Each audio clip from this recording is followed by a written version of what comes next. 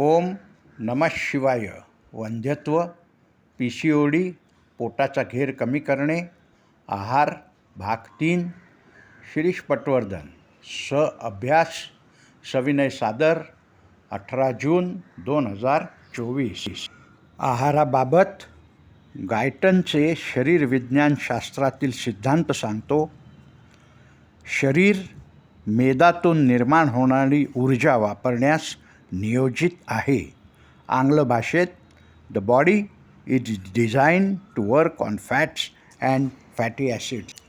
कर्मधर्म संयोगाने शरीर विज्ञानशास्त्राचे पुस्तक एकदा उत्तीर्ण झाल्यावर परत कोणी वाचत नाही. बारकाईने तर नाहीच नाही.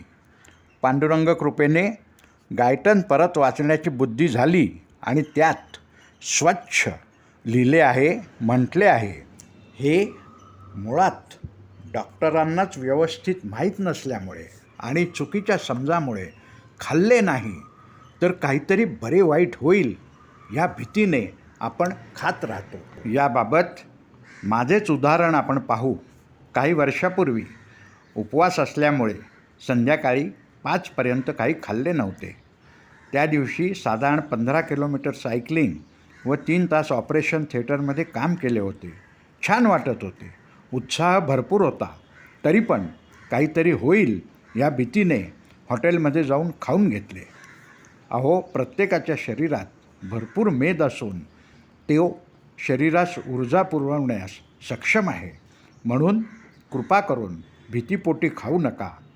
यातूनच आपली वंध्यत्व, PCOD व पोटाच्या घेरातून आपली सुटका होणार आहे. पूर्णविराम. श्रीराम. या संदर्भात आपल्या देशात आणि परदेशात अनेक उपोषणांचा दाखला आपल्याला देता येईल. माझ्या माहितीप्रमाणे सर्वात जास्त लांबलेलं उपोषण 200 दिवसापेक्षा जास्त होतं. मुस्लिम लोक रोजा ठेवतात, जैन लोक उपास करतात. आपल्याकडे सुद्धा रामनवमीत आणि नवरात्रीमध्ये 9 दिवस उपास करतात. सर्वसाधारणपणे कोणाला काही त्रास होत नाही, तरी भीतीपोटी खाऊ नका.